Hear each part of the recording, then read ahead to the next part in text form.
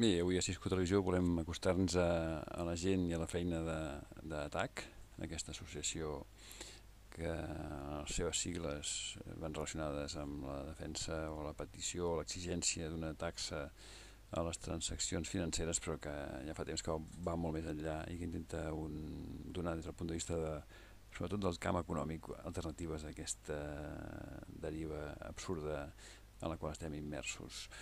Primer ens acostarem a TAC Televisió amb un vídeo que van filmar a la trobada de Rio Masvente amb Leonardo Boff, i després llegirem un article del seu president a TAC Acordem, Antonio Fuertes, i després passarem un altre vídeo de TAC Televisió amb unes imatges dels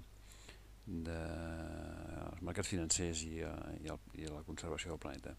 Comencem, doncs, amb aquesta que us deia petita entrevista, petites reflexions de Leonardo Boff sobre la situació del món, del planeta, del canvi climàtic, fetes a Rio de Janeiro en el context de Rio Masvente.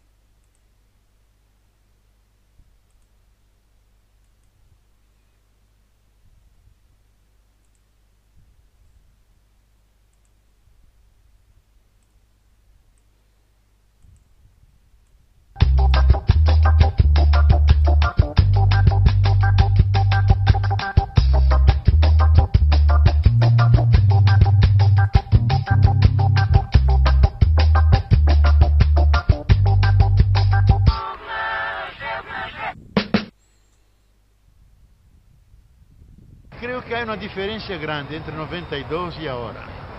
En 92 había más optimismo, había más sentido de cooperación entre los gobernantes. Y ahora estamos dentro de una gran crisis, primero económico-financiera, en el corazón del sistema. Y hay una competencia enorme entre los países, porque cada uno quiere salvarse a sí mismo. Entonces, ese escenario dramático está dominando la discusión aquí en la cúpula de los pueblos, pero lamentablemente la mayoría de los jefes de Estado no tiene conciencia de la gravedad de las amenazas que pesan sobre la tierra y el futuro de la civilización. Tiene una limitación tremenda, que no discute los niveles de consumo. Uno puede seguir consumiendo desde que sea verde. No pone en jaque ni en discusión la profunda desigualdad que hay en la tierra, que está creciendo cada vez más. Y tiene un punto que es extremadamente crítico y que hay que prestar atención, que puede ser la máxima perversidad del capitalismo, que es de poner precio a los bienes y servicios que la tierra hace. Transformar todo eso en negocio, meterlo en el mercado. Entonces, todo lo que tiene a ver con agua, fertilidad de los solos, genes, biodiversidad, es algo que tiene a ver con la vida. La vida es sagrada, no se puede comprar y vender, no puede transformarse en bonos para los bancos y para negocios en la economía de mercado. Y si eso ocurriera, sería la máxima perversidad humana, porque hace de la vida negocio, y si Marx viviera hoy, posiblemente cometería suicidio, porque para él el capital se hace de la explotación del trabajo, nunca vendiendo órganos, nunca vendiendo la naturaleza. Entonces, llegamos a la última etapa de la voracidad capitalista y hay que oponerse totalmente en eso, cuestionando ese modelo económico que no tiene límites.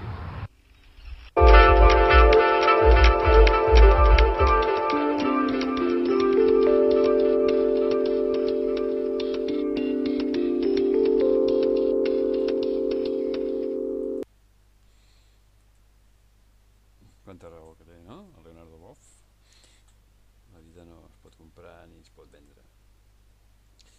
Bueno, aquí a Europa estem amb les nostres discussions sobre les primes de risc, el deute, cimera europea de l'altre dia, el Consell Europeu, el rescat de bancs, i és llarg, però m'agradaria compartir amb vosaltres la lectura de l'article que Antonio Fuertes, el president d'ATAC Acordem, fa sobre aquestes qüestions. Y digo así: leyendo estos días las últimas columnas en El País, de un habitual comentarista económico catalán, se podría pensar que ha resucitado el proyecto europeo, que aquellos panegidistas del fin del euro y la implosión europea se toparon de bruces con la inexorabilidad de su proyecto histórico. Hay quien asegura que la crisis ha despertado los instintos de supervivencia colectiva al mismo tiempo que la tradición ilustrada nacida en este nuestro viejo continente. Y se atreven a vaticinar que entramos en una nueva fase de construcción fiscal, bancaria, económica y política para Europa, aunque hay que ver qué tipo de unión fiscal, económica, bancaria y política. ¿Para los ciudadanos y con los ciudadanos o contra los ciudadanos y sin ellos? Uno, digo Antonio Fuertes, que además de altermundista siempre ha sido un europeísta convencido, aunque por supuesto no a toda costa, y que por otra parte ha sufrido en sus carnes, como la mayoría de los ciudadanos y ciudadanas de este país, la entrada en el euro y las políticas provenientes de la Unión Europea desde el Tratado de Maastricht hasta la actualidad, pide un poco de distancia y reflexión ante pactos y soluciones intergubernamentales tan in extremis, porque las circunstancias que han llevado a nuestros gobernantes a la necesidad de tomar decisiones al borde del abismo nunca habrían de haberse dado, más después de 29 cumbres consecutivas tratando de buscar salidas a la crisis. Nunca si la apuesta de construcción europea de los gobiernos hubiera sido una Europa democrática, solidaria y social. Pero no fue así. Las sucesivas fases de la construcción europea han ido profundizando en políticas antisociales e injustas orientadas a entregar Europa a las oligarquías económicas y financieras.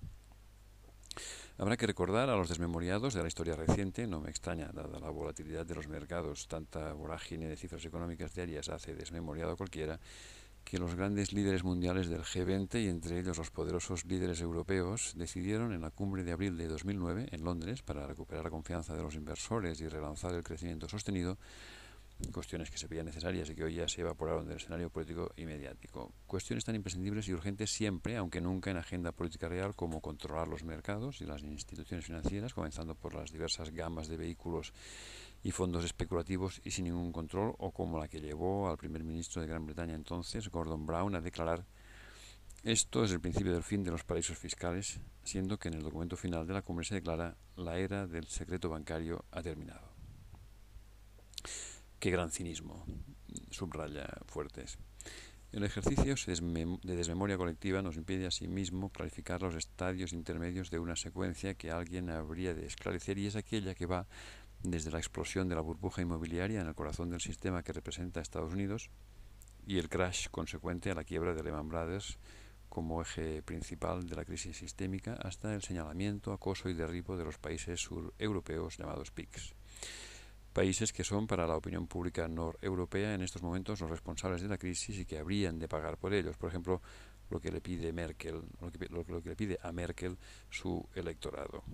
Todo ello es en un escenario europeo dirigido a partir de noviembre de 2009 por las directivas provenientes de Bruselas, marcadas por el Tratado de Lisboa y establecidas por la Comisión, porque en 2009 los 27 jefes de Estado y de Gobierno de los 27 países de la Unión Europea, fueran socialistas o del Grupo Popular, firmaron ese tratado, dejando con ello bien cerrado el proyecto oligárquico y por tanto antidemocrático de construcción europea. Por eso, cuando los abanderados de la Unión Europea a toda costa omiten en sus columnas periodísticas la historia reciente, hay que recordarles que, nadando contracorriente en un caudaloso y accidentado río, lo único que se consigue es tarde o temprano tener que dejar de bracear y dejarse arrastrar por sus aguas. Nada cambiará sustancialmente si no se cuestionan las bases sobre las que ha sido construida la Unión Europea. Estas bases son el río que nos arrastra con o sin nuestra voluntad. Lo que los políticos europeos habrían de cambiar son los fundamentos de la construcción europea establecidos en los tratados y recogidos en el de Lisboa.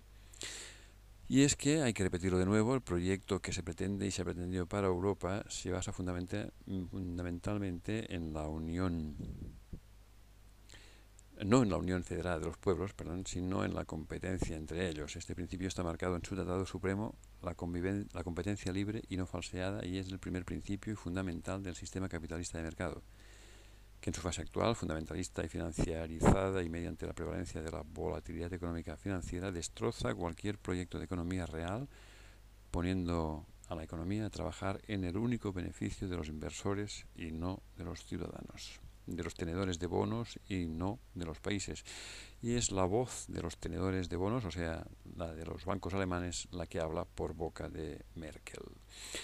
La deuda de los países europeos no tendría que justificar políticas de austeridad. Las políticas de austeridad preconizadas por los gobiernos después de la crisis no son más que una burda trampa ligada a la deuda, como ya se hizo en Latinoamérica, por ejemplo, para poner a la ciudadanía europea de rodillas como medida previa a un nuevo paso de tuerca en la construcción neoliberal de Europa. Mucho me temo, diu Fuertes, que mediante la línea intervencionista diseñada en la actual cumbre del 27 y 28 de junio en Bruselas se profundice en la unión fiscal, entendida como contención del déficit y presupuestaria, pero no como armonización, justicia y redistribución fiscal. Que en la unión política preconizada no se piense en profundizar en los instrumentos democráticos sin dar más poder al Parlamento elegido por los ciudadanos, sino que se sienten bases para crear superpoderes bancarios, Banco Central Europeo y políticos, Presidencia Europea, que implementen desde la autoridad y la gestión jerárquica las políticas neoliberales ya establecidas por los tratados. Una de las políticas más lesivas contra la economía europea en la última década, que ha atado de manos a los gobiernos ante la solución de la crisis, ha sido el acoso y derribo anterior de las autoridades políticas a la banca pública, habiendo conseguido acabar con ella y establecer como pauta única financiera europea la financiación a través de la banca privada. Se comenzó con establecer en los tratados europeos que el Banco Central Europeo fuera independiente de la autoridad política, y con ello se puso al Banco Central Europeo a trabajar para la banca privada europea y no para los ciudadanos y los estados. Está claro que Europa ha de avanzar en una autoridad financiera de carácter público y en una banca pública. En este momento, cuando la nave europea lleva años con vías de agua abiertas, el capitán del barco, que debería ser la autoridad política, no puede abrir la sala de máquinas para achicar el agua que se ha introducido, poner combustible al motor y salvar el barco dirigiéndolo a buen puerto. Y no puede hacerlo porque la autoridad política no tiene las llaves de la sala de máquinas del barco europeo. Las llaves están en manos privadas. Hay, por tanto, que devolver al capitán las llaves de la sala de máquinas de los bancos. Hay mucho que hacer también para establecer pautas de supervisión bancaria efectiva. En ese sentido, si como los resultados de la cumbre de Bruselas parecen colegir, se pretende que haya un único supervisor bancario, el Banco Central Europeo, para hacer un ejercicio de responsabilidad, tendría que pedir a las autoridades políticas europeas que dejen de favorecer y combatan la existencia de 3 países de la Unión Europea, de hecho, paraísos fiscales. Luxemburgo, segundo del mundo en el ranking de Tax Justice Network, Chipre y Malta, así como de otros 7 paraísos fiscales enmarcados dentro del espacio económico y fiscal europeo, que a su vez lo son: Suiza, Liechtenstein, Andorra, San Marino, Gibraltar, Mónaco y el Estado del Vaticano. O bien combatir la existencia de territorios con fiscalidad preferencial como Bélgica, Países Bajos o Irlanda. Y es que la supervisión bancaria, para ser efectiva, ha de ser consolidada, pero consolidar esta supervisión es imposible ante la dimensión alcanzada por la llamada banca en la sombra, que tiene su base en las cuentas depositadas u operaciones realizadas desde sucursales y filiales bancarias en dichos paraísos fiscales, de los que los bancos se sirven para ocultar sus auténticos balances. Paraísos fiscales que crean competencia y dumping fiscal en el mundo, que sirven para la evasión de impuestos de las multinacionales, los grandes capitales móviles y para la delincuencia fiscal. Al mismo tiempo que son la base fundamental desde donde actúan los grandes fondos especuladores. No puede realizarse una unión económica y política auténtica de la Unión Europea sin acabar con los paraísos fiscales en su interior primero y en el mundo después. Hay que saludar, eso sí, la decisión de 9 países europeos, entre ellos Alemania, Francia y España, de establecer en el 2013 en sus territorios una suerte de ITF, impuesto a las transacciones financieras, y de llevarlo a cabo mediante la vía abierta de la cooperación reforzada, si bien sería decepcionante si, como parece en principio, no sirviera para combatir la especulación que está en el origen y mantenimiento de la crisis, sino que más bien fuera un sistema para poner parches a la economía maltrecha, sirviendo para enjuagar el déficit de los estados ante la necesaria obligación de armonización fiscal europea. Finalmente, acaba Antonio Fuertes, decir que las propuestas de mutualización de la deuda mediante la emisión y control de eurobonos por el Banco Central Europeo es un nuevo parche, necesario en este momento para caminar, pero parche. La deuda ilegítima no habría de ser pagada. La auditoría para establecer cuál es la auténtica deuda pública es necesaria, así como establecer procesos hacia una fiscalidad justa y redistributiva y mecanismos para combatir el fraude fiscal, ya que con estos supuestos la deuda no habría de haberse generado nunca. Que no nos doren la píldora de la servidumbre. La economía europea ha de ponerse al servicio de los pueblos y no de las finanzas. Para ello, el Tratado de Lisboa es el principal obstáculo. Salvar a la banca o a la ciudadanía. He ahí la qüestió. Bé, això és el que escriu Antonio Fuertes en aquest article de TAC. I per acabar aquesta repassada de les activitats de TAC, deixeu-me que us passi a un altre vídeo de TAC Televisió que es diu Detengamos el secuestro de la naturaleza por los mercados financieros, que jo crec que simbolitza molt bé i molt ben explicat aquesta relació que diem perversa entre els mercats financers i el planeta, el consum, el canvi climàtic. Detengamos el secuestro de la naturaleza por los mercados financieros.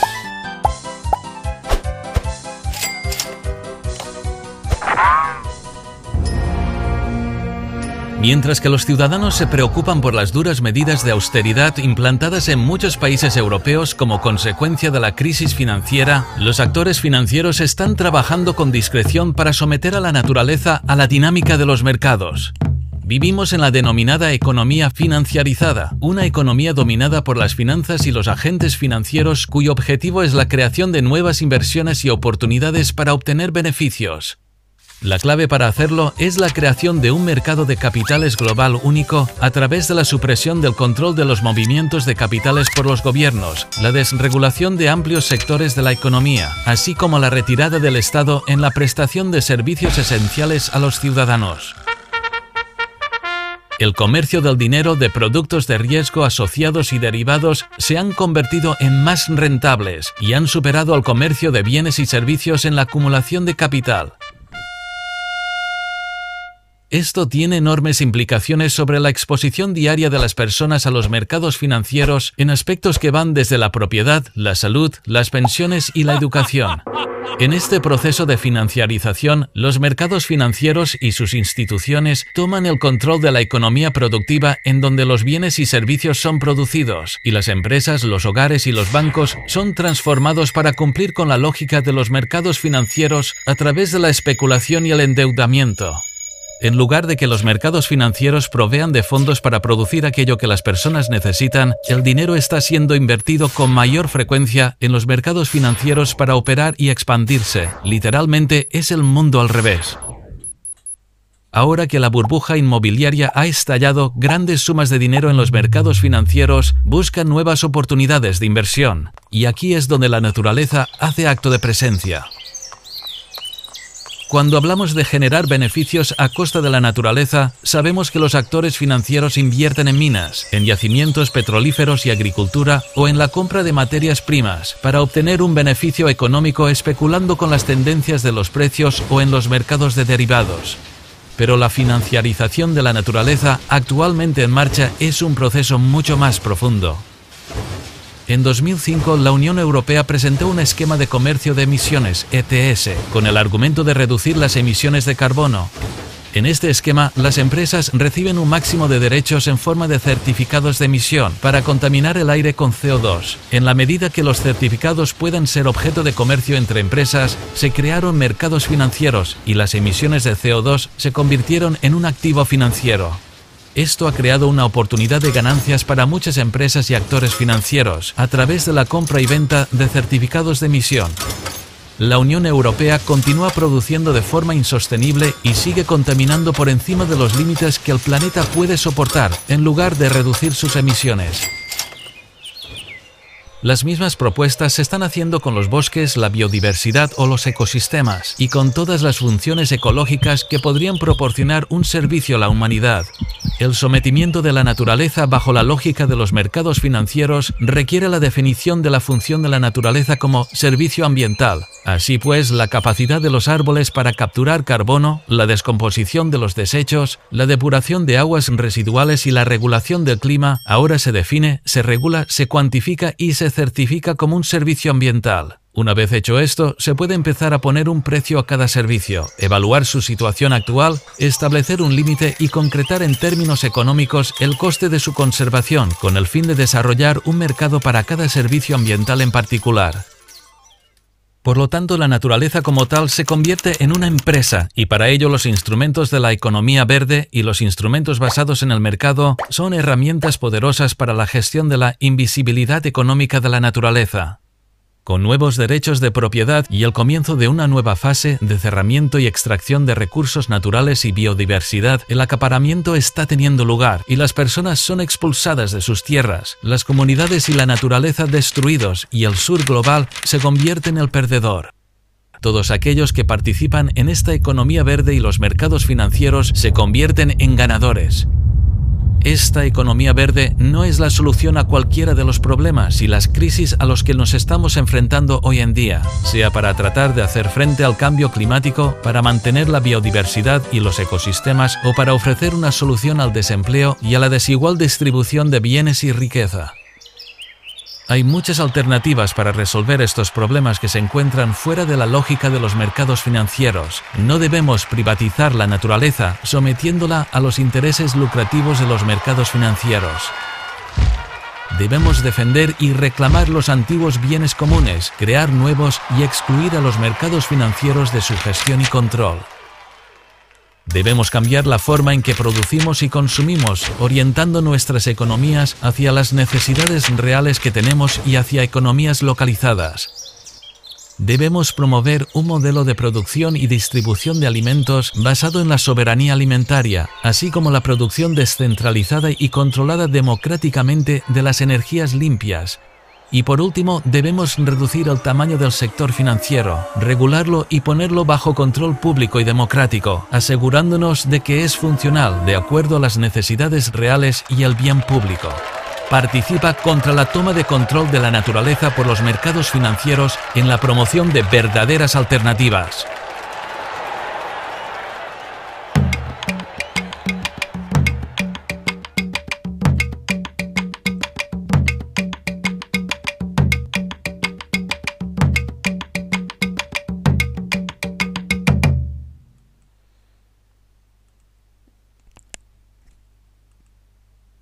Són propostes d'atac amb les quals segurament estareu, crec, amb moltes d'acord i que mereixen que les escoltem i que les tinguem en compte i ens agrada reproduir-les i escoltar-les a Cisco Televisió.